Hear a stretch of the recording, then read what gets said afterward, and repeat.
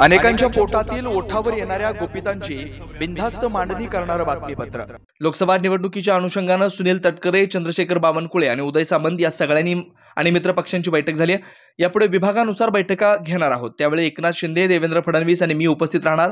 लोकसभा निवडणुका आपल्याला एकत्र लढवायच्या आहेत। यामध्ये राष्ट्रवादी, शिवसेना आणि भाजप या सर्वांनी एकत्र येऊन नरेंद्र मोदींना तिसऱ्यांदा देशाचं पंतप्रधान करण्यासाठी आपली ताकद पणाला लावली पाहिजे। माझी मतं स्पष्ट असतात। मी भाषणात आरक्षणाबद्दल भूमिका मांडले। कोणत्याही आरक्षणाला धक्का न लावता इतर आरक्षण कायद्याच्या नियमांच्या चौकटीत बसेल, ते टिकेल कसं, सुप्रीम कोर्टात टिकेल याबद्दलचा प्रयत्न चालू आहे। मंदिराच्या संदर्भामध्ये स्वतः वरिष्ठांनी आव्हान केलेलं आहे की तिथं संख्या इतकी मोठ्या संख्येने जनता तिथे येणार आहे, भाविक तिथे येणार आहे, सगळे रामप्रेमी तिथे येणार आहेत, श्रीरामप्रेमी। पण त्याच्यावर तिथं आत्ता गर्दी कुणी करू नये, त्याच्यामुळं आम्ही तो अंदाज बघणार। जर गर्दी खूप म्हणजे ज्यांना इन्व्हिटेशन दिलेलं आहे ती लोक तिथं जातील।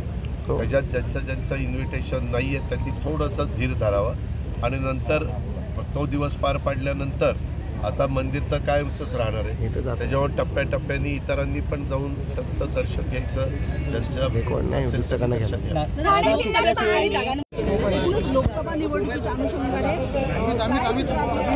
लोकसभा निवडणुकीच्या अनुषंगाने आमचे प्रांताध्यक्ष सुनील तटकरे, भाजपचे प्रांताध्यक्ष बावनकुळे साहेब आणि शिवसेनेचे प्रमुख उदय सामंत या सगळ्यांची आणि मित्रपक्षांची अशी बैठक झाली आणि त्याच्यातून आता इथून पुढच्या काळामध्ये आम्ही विभाग वाईज मेळावे घेणारे तिन्ही पक्षांच्या प्रमुखांचे एकनाथराव, मी आणि देवेंद्रजी त्या मेळाव्याला हजर राहणार, आमचे प्रांताध्यक्ष हजर राहणार आणि विभाग वाईज पहिले मेळावे घेणार। तसंच उद्याच्या 14 तारखेला प्रत्येक जिल्ह्याचे ह्या खाली जसं आम्ही आता वर एकत्र आलेलो आहे तसं खालच्याही कार्यकर्त्यांच्यामध्ये समन्वय असावा म्हणून प्रत्येकाने वेगवेगळ्या जिल्ह्यामध्ये त्या पक्षांनी मित्रपक्षांनी वेगवेगळ्या सहकाऱ्यांना नेमलेलं आहे आणि ते सहकारी तिथं जाऊन ह्यांचं कोऑर्डिनेशन करून तिथं त्यांचे मेळावे होतील आणि उद्याच्या लोकसभेच्या निवडणुका आपल्याला एकत्रपणे लढवायच्या आहेत, महायुतीच्या बॅनरखाली लढवायच्या आहेत। त्याच्यामध्ये तिसऱ्यांदा देशाचं पंतप्रधान नरेंद्र मोदी साहेबांना करण्याच्याकरता राष्ट्रवादी, शिवसेना आणि भारतीय जनता पक्ष असं सगळ्यांनी मिळून ताकद पणाला लावायची आणि जास्तीत जास्त जागा महाराष्ट्रात। अजित पवार छगन भुजबळ यांना विरोध करायला सांगतात का असा प्रश्न जरांगे पाटील। एक मिनिट, अजित पवार तुम्ही मला पहिल्यापासून ओळखता ना, किमान आपली अशी ओळख नसेल तरी देखील माझी मतं स्पष्ट असतात। मी आत्ता देखील आरक्षणाच्या बद्दल काय भूमिका मांडली ही मांडलेली। त्याच्या संदर्भात राज्याच्या मुख्यमंत्र्यांनी सर्वपक्षीय बैठक घेऊन सर्वपक्षीय बैठकीमध्ये कुठल्याही दिलेल्या 65% आरक्षणाला धक्का न लागता इतर आरक्षण कायद्याच्या नियमाच्या चौकटीत जे हायकोर्टात, सुप्रीम कोर्टात टिकलं नाही ते टिकवण्यास सारखं त्याच्यात मागास आयोगाचा अभ्यास, इतर न्यायाधीशांच्या संदर्भातली समिती त्यांनी केलेला अभ्यास असं हे सगळं एकत्रपणे करून ते कसं सुप्रीममध्ये टिकेल याबद्दलचा प्रयत्न चाललेला आहे। 22 होतं आता ते नाही आहे, आता मी स्वस्त बसणार नाही आहे। ठीक आहे ना, त्याच्यामध्ये मला जास्त काही बोलायचंच नाही। त्याच्याबद्दल मला विकास करून दाखवायचा। मी तुम्हाला सगळ्यांना माहिती आहे की आम्ही विकासाला प्राधान्य देणारे आणि विकास करणारे आणि 24 तासातले 18 तास काम करणारी लोक आहोत आणि हे काही आम्ही आज दाखवत नाही। आजही मी तुम्ही कोणाला विचारा सकाळी 6ला कामाला सुरुवात करतो की त्याच्यामध्ये एकाच दिवसापुरतं ते नसतं।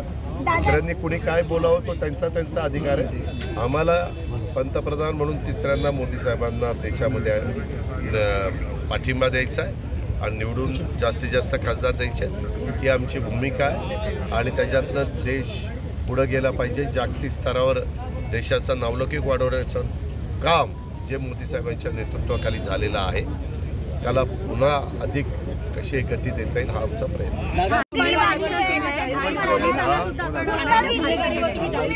मला ऐका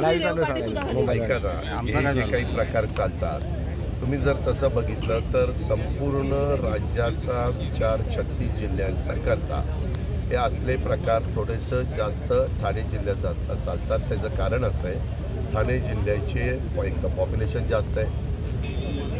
ठाणे जिल्ह्यामध्ये पूर्वी 7 आता 6 महानगरपालिका आहे, एक पालघरमध्ये गेली, त्याच्यामध्ये बाहेरनं मोठ्या प्रमाणावर लोक इथं कामधंद्याच्या नोकरीच्या निमित्तानं आलेले आहेत. नागरीकरण प्रचंड मोठ्या प्रमाणावर झालेलं असल्यामुळं ह्याच्यातून काही अनधिकृत कामं इथं होतात, ते होऊ नये. मग बांधकामं असतील किंवा इतर गोष्टी असतील, त्याच्याकरता कायदा सुव्यवस्था चांगली ठेवणं हे पोलिसांचं काम आहे. आणि तिथं राजकीय हस्तक्षेप न होऊन देणं हे राज्यकर्त्यांचं काम आहे.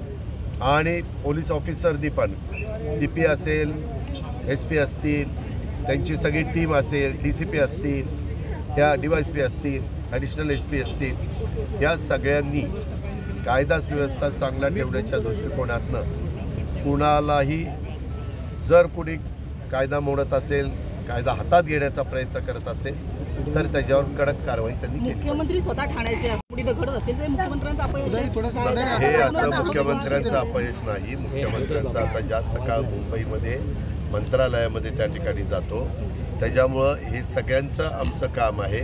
मुख्यमंत्र्यांचं आहे, माझं आहे, देवेंद्र फडणवीस साहेबांचं आहे आणि आमच्या सगळ्या इथल्या पालकमंत्र्यांचं आहे, इथल्या मंत्र्यांचं आहे, सगळ्यांचंच ते काम आहे. त्या पद्धतीनं तुम्हालाही माहिती आहे की मी माझी मतं स्पष्टपणे मांडत असतो. आणि मी आत्ता बोलताना काय सांगितलं, पोलीस ऑफिसरांना सांगितलं की माझं तुम्हाला सांगणं आहे की तुम्ही अजिबात कोणाच्याही दबावाला बळी न पडता, त्याच्यातनं जसं आता परवा पुण्यामध्ये देखील एक गुंडावर गोळीबार झाला. आता त्यांच्याच ग्रुपमधल्यांनी अशी माहिती पुढे येते की ते एकत्र बसलेले होते आणि बाहेर आले आणि त्यांच्यातल्यांनीच गोळीबार केला. हे असले जे काही प्रकार होतात, मुळात गुंडगिरीच जर आपण होऊन दिली नाही तर असले प्रकार सगळे थांबतील. बेधडक निर्भीड बिनधास्त मांडणी करणारा खबऱ्या लाईव्ह.